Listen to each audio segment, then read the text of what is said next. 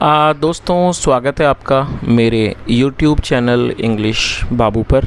और आज मैं फिर हाजिर हूँ आपके साथ एक नई स्टोरी लेकर।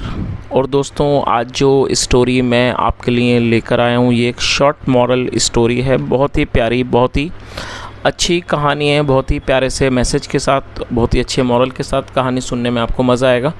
उसके अलावा आज की इस स्टोरी में आपको कुछ नए इंग्लिश के वर्ड मीनिंग सीखने को मिलेंगे, उनकी करेक्ट प्रोनाउंसिएशन के बारे में पता चलेगा और हमेशा की तरह जो इसका ग्रामर का पार्ट है उसे डिटेल में कवर करेंगे, तो एक एक स्ट्रक्चर को आप बड़ी आसानी से सीख पाएंगे। उसके अलावा जिन लोगों ने अभी अभी इंग्लिश सीखना शुरू किया है या फिर जो लोग इंग्लिश रीडिंग नहीं कर पाते हैं, उनके लिए भी ये वीडियो बहुत ज़्यादा अच्छा होने वाला है।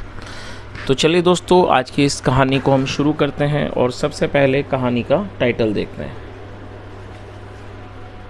कहानी का टाइटल है लव ऑलवेज विंस। क्या मतलब हुआ दोस्तों? WIN विन का मतलब होता है जीतना, और ये फिफ्थ फॉर्म है विंस, क्योंकि ये जो वाक्य है वो प्रेजेंट इंडेफिनिट का अफर्मेटिव वाक्य है। और जब प्रेजेंट इंडेफिनिट में कोई भी हम अफर्मेटिव वाक्य बनाते हैं और अगर वहाँ सब्जेक्ट सिंगुलर नाउन होगा तब हमें फिफ्थ फॉर्म का यूज़ करना होता है। तो फिफ्थ फॉर्म है विंस। तो क्या अर्थ हुआ? लव जो है वो यहाँ पर सब्जेक्ट के रूप में प्रयोग किया गया है। लव का मतलब होता है प्यार या फिर प्रेम। ऑलवेज मतलब हमेशा। लव ऑलवेज विंस, प्यार हमेशा जीतता है। तो दोस्तों, ये आज की इस कहानी का टाइटल है, शीर्षक है। और अब मैं इसे पढ़ना शुरू करता हूँ। आप लोगों से रिक्वेस्ट है कहानी को बिल्कुल ध्यान से सुने, और यदि आज की कहानी में आपको कोई नया वर्ड या फिर नया स्ट्रक्चर मिले तो आप उसे नोट करें, और यदि कहानी पसंद आए तो लाइक भी ज़रूर करें। तो चलिए इसको शुरू करते हैं। Kausar would daily go to the mosque to offer prayers. क्या मतलब हुआ दोस्तों? इस वाक्य में वुड का यूज़ हेल्पिंग वर्ब के रूप में किया गया है। देखिए, जब हम कोई पास्ट में ऐसा वाक्य बनाएंगे जहाँ पर हम किसी भी तरह की एक निरंतरता दर्शाते हैं, ये दिखाते हैं कि पास्ट में कोई व्यक्ति किसी काम को बराबर करता था, ऐसे स्थानों पर वुड का इस्तेमाल किया जाता है। साथ में वर्ब की फर्स्ट फॉर्म लगाई जाती है। तो क्या अर्थ हुआ? Kausar would daily go to the mosque to offer prayers. Offer prayer का मतलब है प्रार्थना करना, और MOSQUE से मॉस्क पढ़ेंगे जिसका मतलब होता है मस्जिद। तो इस लाइन का क्या अर्थ हुआ? Kausar would daily go to the mosque. Kausar रोज़ मस्जिद जाता, टू ऑफर प्रेयर्स प्रार्थना करने के लिए। On the way there lived a shrewd old women. क्या मतलब हुआ? ऑन द वे मतलब कि रास्ते पर there lived a shrewd old women. और दोस्तों, ये जो वाक्य है ये पास्ट इंडेफिनिट का अफर्मेटिव वाक्य है, और जब हम पास्ट इंडेफिनिट में कोई भी अफर्मेटिव का वाक्य बनाते हैं तो वहाँ वर्ब की सेकंड फॉर्म का यूज़ किया जाता है। LIVE लिव का मतलब होता है किसी स्थान पर रहना या निवास करना, सेकंड फॉर्म में लिव्ड। तो इसका क्या अर्थ हुआ? ऑन द वे रास्ते पर there lived a shrewd old women. दोस्तों, श्रूड का मतलब होता है चतुर, चालाक, धूर्त, उसे श्रूड कहा जाता है, जो कि एक एडजेक्टिव है। रास्ते पर एक चालाक महिला रहती थी। She would throw garbage on Kausar everyday. और दोस्तों, इस वाक्य में भी वुड का इस्तेमाल किया गया, और जैसा मैंने आपको बताया, जब हम पास्ट में कोई ऐसा वाक्य बनाएंगे जहां ये दिखाते हैं पास्ट में कोई व्यक्ति किसी काम को करता था, ऐसे स्थानों पर वुड का यूज़ किया जाएगा हेल्पिंग वर्ब के रूप में। और आप ध्यान रखें, वुड के साथ वर्ब की फर्स्ट फॉर्म लगाई जाती है। तो क्या अर्थ हुआ? She would throw, THROW, throw मतलब फेंकना।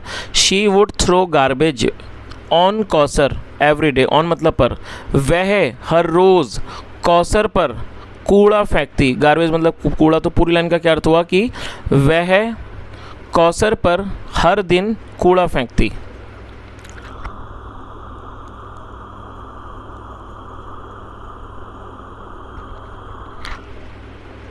Kausar never said even a word to the old women. क्या अर्थ हुआ? Kausar never said even a word. दोस्तों ये जो वाक्य है ये भी पास्ट इंडेफिनिट का नेगेटिव वाक्य है, लेकिन इस वाक्य में नेवर का यूज़ किया गया है। तो आप इस चीज़ को याद रखें कि जब आप पास्ट इंडेफिनिट के नेगेटिव में नेवर का प्रयोग करेंगे तो आपको वहाँ पर डिड नॉट का यूज़ नहीं करना होगा। डिड नॉट की जगह आप नेवर लगाएंगे, लेकिन आपको वहाँ पर सेकंड फॉर्म लगानी होगी। आमतौर पर जब हम पास्ट इंडेफिनिट में नेगेटिव का वाक्य बनाते हैं तो डिड नॉट के बाद फर्स्ट फॉर्म का प्रयोग किया जाता है, लेकिन आप इस चीज़ को नोट करें कि जब आप पास्ट इंडेफिनिट में नेवर का यूज़ करेंगे तो आप डिड नॉट नहीं लगाएंगे, और जब आप डिड नॉट नहीं लगाएंगे तो वहाँ पर आपको सेकंड फॉर्म का यूज़ करना होगा नेगेटिव वाक्य में। तो क्या अर्थ हुआ?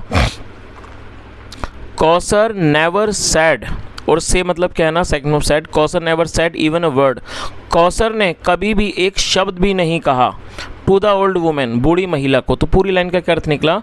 Kausar never said even a word to the old woman, मतलब कौसर ने बूढ़ी महिला को कभी भी एक शब्द भी नहीं बोला। आगे देखिए,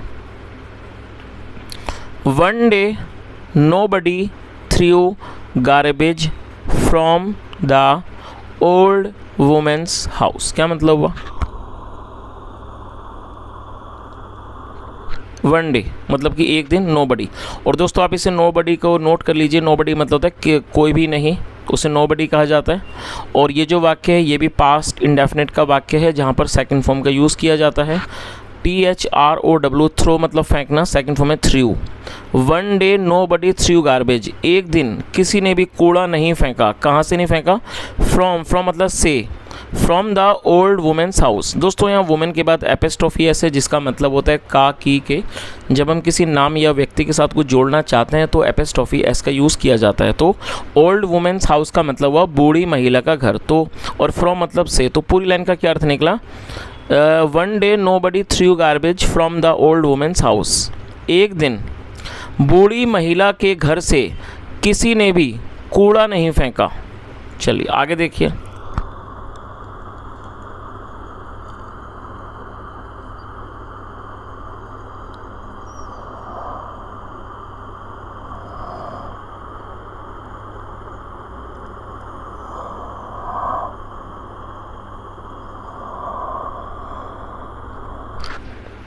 कौसर वॉज सरप्राइज्ड। दोस्तों ये जो वाक्य है ये सिंपल पास्ट का वाक्य है। जब हम सिंपल पास्ट में कोई वाक्य बनाते हैं तो वहाँ पर वॉज या वर्ब का इस्तेमाल हेल्पिंग वर्ब के रूप में किया जाता है, साथ में कोई भी नाउन या एडजेक्टिव को लेकर वाक्य बनाया जाता है। और सरप्राइज्ड का मतलब होता है हैरान। तो क्या अर्थ हुआ? कौसर वॉज सरप्राइज्ड, कौसर हैरान हो गया। ऑन हिज वे बैक, दोस्तों ऑन हिज वे बैक का मतलब हुआ अपने वापस। ऑन हिज वे बैक मतलब कि अपने वापस जाते समय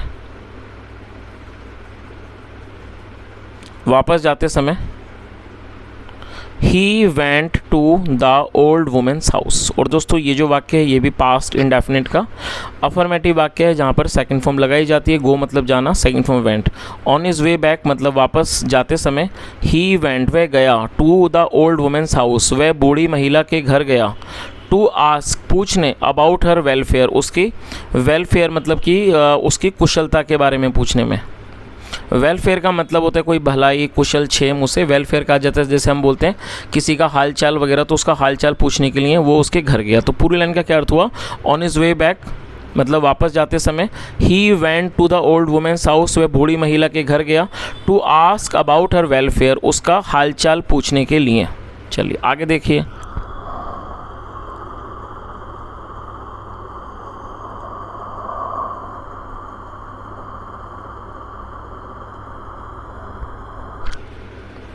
he was upset to see that the old woman was suffering from fever। क्या अर्थ हुआ? he was upset। दोस्तों upset का मतलब होता है दुखी होना, जो कि एक एडजेक्टिव है। he was upset वह दुखी हो गया, to see देखकर, that कि the old woman was suffering from fever। और दोस्तों सफ़र का मतलब होता है किसी चीज़ से पीड़ित होना। तो क्या अर्थ हुआ? he was upset to see, वो इस बात को देखकर दुखी हो गया कि the old woman was suffering from fever, कि जो बूढ़ी महिला है वो बुखार से पीड़ित है। चलिए आगे देखिए, he started looking after the old women. क्या मतलब हुआ दोस्तों? इस देखिए, सबसे पहले आप इस वर्ड को नोट कर लीजिए। लुक आफ्टर का मतलब होता है किसी की देखभाल करना। तो आप सबसे पहले इस वर्ड को नोट कर लीजिए, लुक आफ्टर मतलब देखभाल करना। उसके अलावा जो स्ट्रक्चर है मैं उसके बारे में आपको बताता हूँ। जब हम कोई ऐसा वाक्य बनाएंगे जहाँ पर लगा लगी के साथ कोई क्रिया आएगी, तब हमें स्टार्टेड के साथ फोर्थ फॉर्म का यूज़ करना होगा। जैसे मान लीजिए वाक्य है, वह नाचने लगा, ही स्टार्टेड डांसिंग। वह रोने लगा, ही स्टार्टेड क्राइंग। वह पढ़ने लगा, ही स्टार्टेड रीडिंग। मैं बताने लगा, आई स्टार्टेड टेलिंग। तो जब आप कोई ऐसा वाक्य बनाएंगे जहाँ पर लगा लगी होगा, साथ में क्रिया होगी, तो स्टार्टेड सब्जेक्ट के बाद स्टार्टेड, फिर वर्ब की फोर्थ फॉर्म। चलिए अब आप इजीली इसका मतलब समझ जाएंगे। तो क्या अर्थ हुआ? He started looking after the old woman, मतलब वह बूढ़ी महिला की देखभाल करने लगा। When the old woman recovered from her fever, और दोस्तों आप इसे नोट कर लीजिए,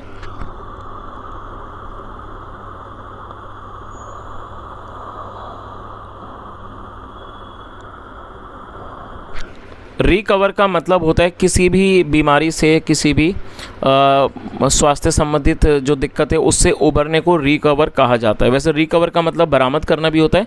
उसके अलावा यदि किसी व्यक्ति कोई बीमार है, उसकी तबीयत खराब है और वो ठीक हो रहा है, तो उसको भी रिकवर कहा जाता है।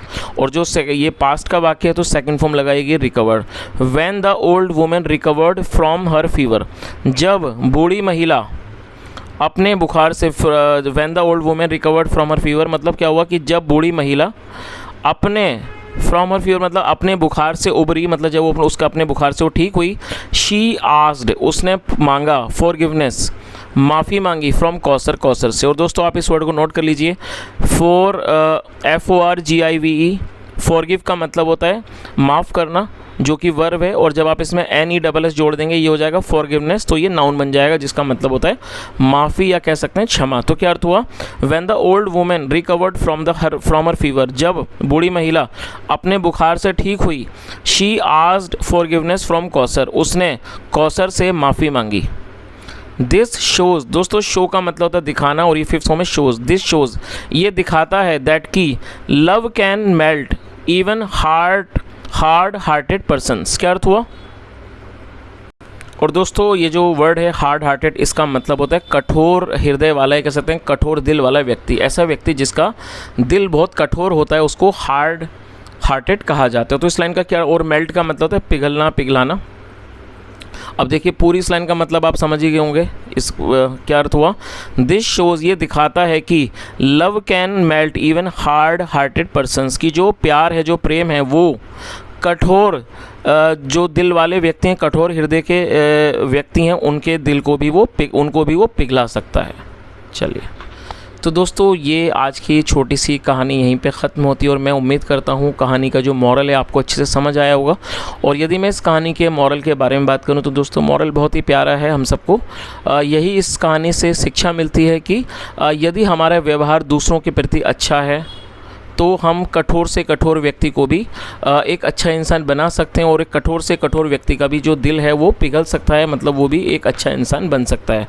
तो दोस्तों ये आज की एक छोटी सी कहानी थी अच्छे से मॉरल के साथ। यदि आपको आज की कहानी अच्छी लगी हो और मेरा पढ़ाने का प्रयास भी अच्छा लगा हो तो आपसे रिक्वेस्ट है आप इस वीडियो को लाइक करें, शेयर करें, चैनल को सब्सक्राइब करें। और यदि आज की कहानी में आपने कुछ सीखा हो, कोई नया वर्ड सीखा हो तो आप उसे कमेंट में बताएं। और कोई भी आपका फीडबैक हो, कोई भी सजेशन हो, वो भी कमेंट में ज़रूर बताएं। यहाँ तक सुनने के लिए thank you so much. Have a nice day and bye.